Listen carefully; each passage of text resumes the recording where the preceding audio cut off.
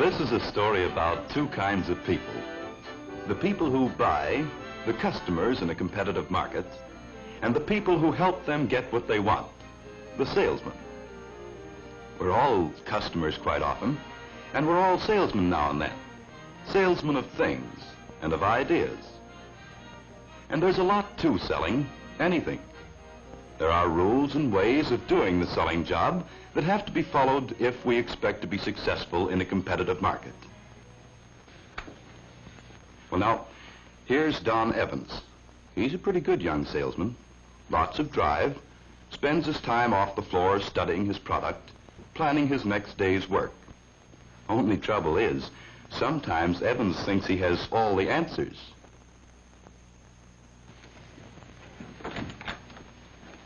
Say, Don.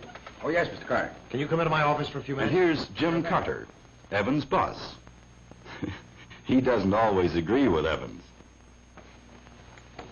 Don, my calendar says that you've been with us just 3 months to the day. That's right. Still like it? Oh, yes, sir. I like selling. I like it here. I like the job, too. I just hope the job likes me. Sit down. Well, Don, for a man who's only been with us 3 months, I'd say you were doing all right. But you know, Don, successful selling in this business or any other isn't all just a matter of natural ability or the will to win. It takes a lot of hard work, study, practice, and above all, a thorough understanding of what selling is really all about. You remember, Don, when you first came here, we had several sessions on what selling really is and how to go about it? Uh-huh. I think you caught on fast, too, for a start. But before we go any further, it might be a good idea to see where we're at so far. You know, Don, right now you're forming sales habits that are going to stay with you. It's easy to form the wrong habits that are hard to get rid of. On the other hand, it's just as easy now to form the right habits. So let's analyze this selling job of yours once more just to see how we stand. Well, I guess the first thing in selling is to know your product. You sure can't do much selling unless you know what you're talking about. You know, I've been noticing lately how many salesmen really don't know their products. Only yesterday, I saw an electric shaver in Johnson's window down the street. I'd been needing a new one, so I thought I'd go in and find out how this one worked. Well, I don't know just what kind of motor it's got in it, but we sell lots of them. Lots of them. No complaints either. Yeah, sure, I know, but I've had a couple of these things. One of them was okay, but I lost it. The other only ran half the time. So I'd like to know what's what before I buy. Well, we handle a lot of different makes of shavers in this place. Yeah, sure, thanks.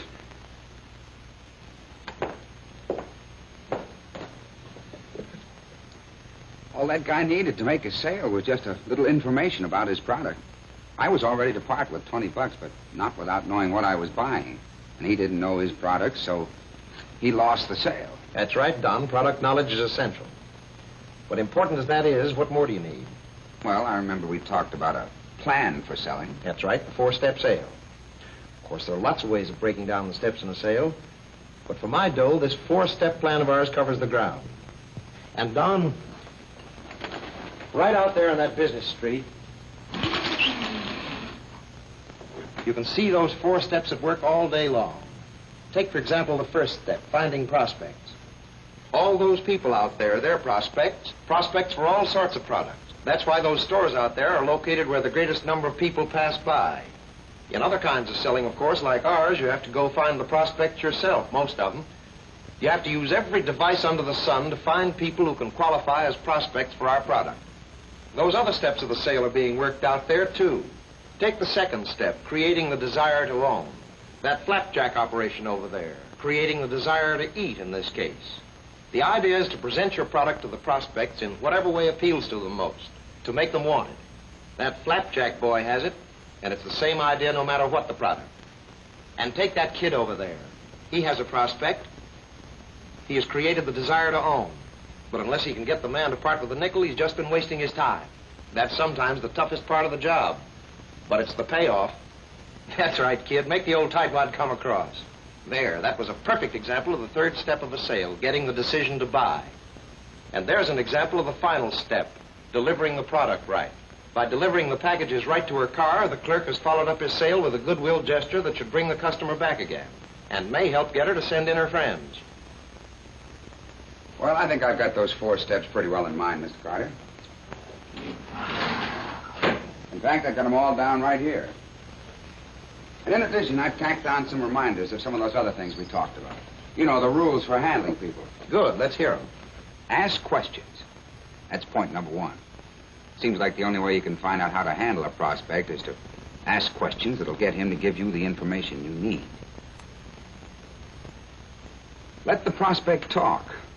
That's the only way you can discover what he really wants, whether he's interested and whether you're on the way to selling him. That's right, Don. If you do all the talking, you get darn little help from the prospect. So you let him talk.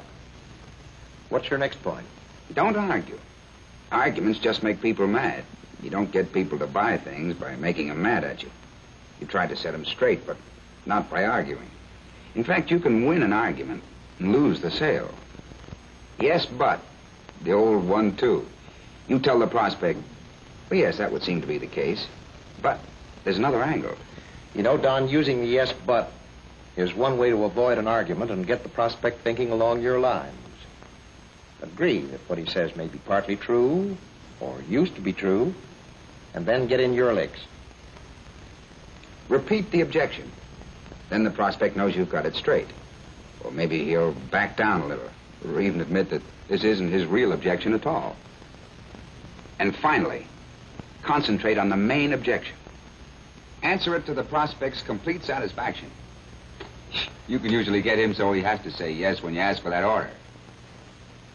Of course, there's probably a lot more to this business of handling people. Well, Don, that's all good stuff. You seem to have the right slant on a lot of things. But someplace along the line, you seem to have missed one of the most important points of all. Why, I thought I covered most everything here. Look, Don, you talk about rules for handling people. But just what are you trying to accomplish with these people, these prospects? What are you driving at? Well, I guess I'm trying to get them to buy the product. Sure. But why should they buy it? Why do they buy it? Well, because it's tops. Because it's got what they want. Got what they want. All right, now you're getting someplace. Well, what is it that they want? What do people want from any product? What are the buyer's interests? Why do people buy one product instead of another? What are you trying to prove to people with all your product knowledge and so on? I'm trying to get them to buy. Buy what? Well, the product, of course.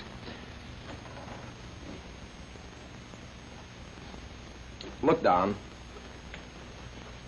you've got a whole mass of sales information stored up there inside your head, but you've forgotten what you're trying to accomplish with it. Think it over. What do people want from any product? What do they want out of life? What are the buyer's interests?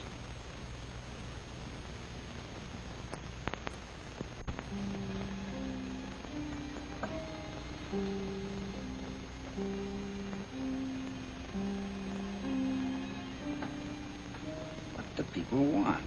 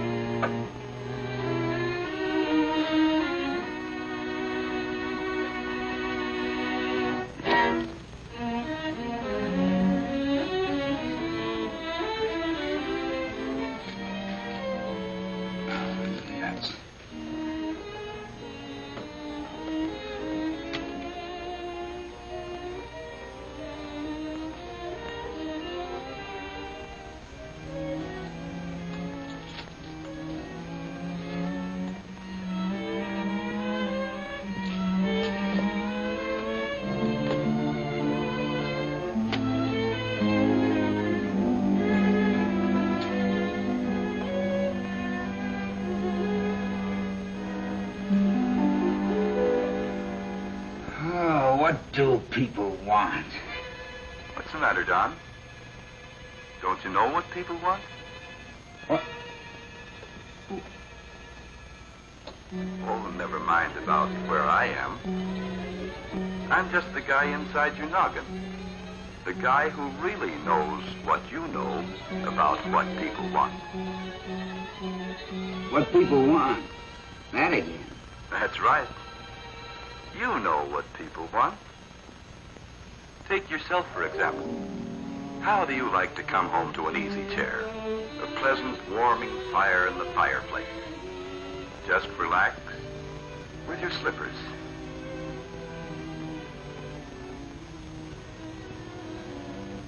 Your pipe. your newspaper. Solid comfort. Yes, comfort is mighty important to you and to a lot of other people. That's one of the things you and lots of other people want. Then, take a mother with her child, her most priceless possession, her baby. What's the angle there? Why, the safety of that baby. Mother's only thought as she tucks her precious baby in. Safety from all harm. Safety through the night. Yes, safety is one of the most important things in the world to people. Sometimes safety is the only thing that really matters. On the other hand, why does a farmer use a windmill instead of a power pump? Economy. Fuel to run a windmill is free. Economy. The farmer's first consideration in using a windmill. A thing of first importance to many people. And why do we have jet planes? Why? Just one reason. Performance. Performance. Do a better job than anything else. Performance from a jet plane. Performance from a lawnmower.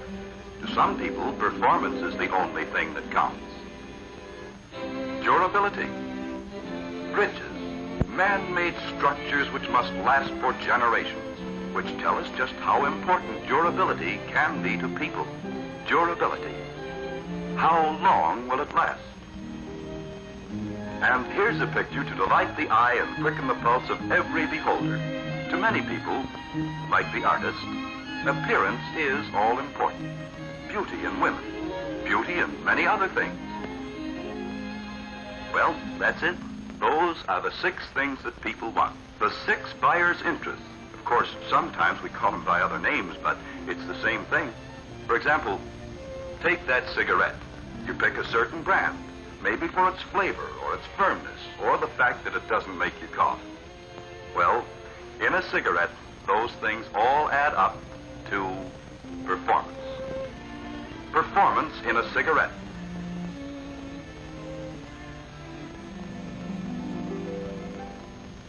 Well, yeah, that's right.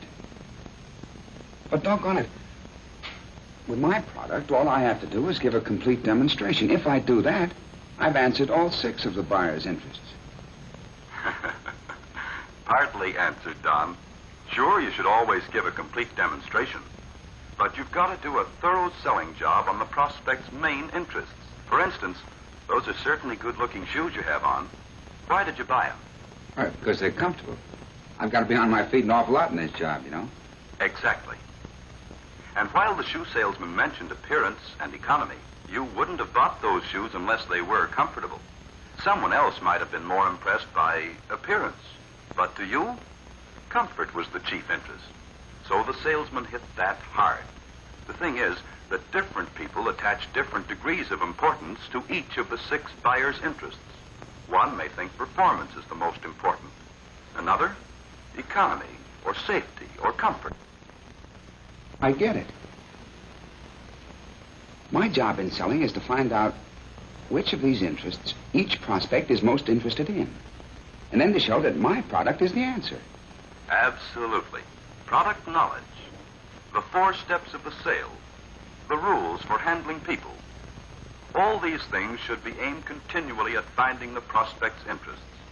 And then, proving that your product best fills those interests. That's true of every salesman, no matter what he's selling. Take Pete, for example. He sells china. Very expensive china. And not so expensive china. Good morning, madam. What can I show you today? Well, I'd like to see something in the dinner set.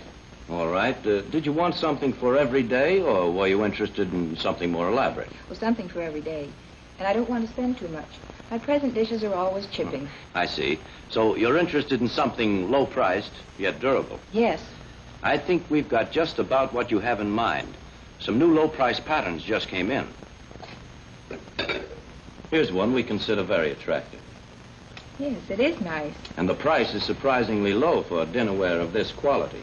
It's durable, too, for everyday use. Let me tell you why this china is so durable. You see? You may have noticed that. Pete established with a simple question or two just what his customers' main interests were. Then he showed merchandise that satisfied those interests. And he stressed the things that applied to the interests. You have to do that in selling china. And you have to do it in selling men's suits. Yes, sir, Mr. Williams. At the price, this suit is really a steal. And it'll wear like a carpet. Sure. And the price is okay. I tell you, it doesn't feel right. It's too heavy. Oh, but Mr. Williams, just see how beautifully it fits you and the color made for you. And at that price. Listen, I wouldn't take this dog bed for a gift. Wait a minute. Hold everything. Let's back up a little and do it right. Seems a little heavy. You'd be more comfortable with a lighter weight material? Right. Let's just try on this lightweight pinstripe and see if it doesn't give you the comfort you want. And it'll hold the press about as well as any material you can find.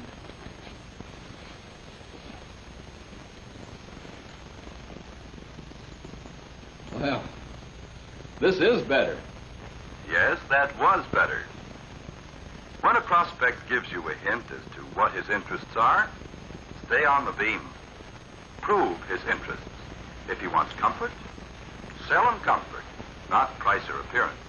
A good salesman keeps that constantly in mind in selling clothing, and it's the same thing with radio. Real furniture construction, as you can see. The wood is about the finest we've seen in any radio cabinet. Genuine hardwoods and hardwood veneers, not synthetic. No, it certainly is good looking. Yeah. And for loading and unloading the phonograph, it's really convenient. You just pull the door open and the record player slides out where you can reach it easily. It is convenient. Yeah. Of course, the most important thing about any radio set is, how does it perform? Yeah, performance. How about that? That's what I want to see. Yes, how does this one perform on this new FM everyone is talking about? Well, just wait till you hear it. But first, I'd like to tell you some of the reasons why the performance of this set is so much superior. Now, performance begins right here. Well, there are lots of ways of doing it, but you have to find out which of the 6 interests your prospects are most interested in. Then, you have to demonstrate your product in terms of that interest. Well, Don, that's the story. Actually, you really knew those things all along. You just have to remember them all the time, at every step of the sale. Remember what people want. That's what Carter was talking about. The things people want. 6 buyers' interests. Comfort, safety, economy, durability, performance, and appearance. Yes, sir, that's it. That's the answer to what people want. All the product knowledge, the 4-step sale, the rules for handling people, they're all aimed at just one thing: finding out exactly what a prospect wants, and then proving that has it.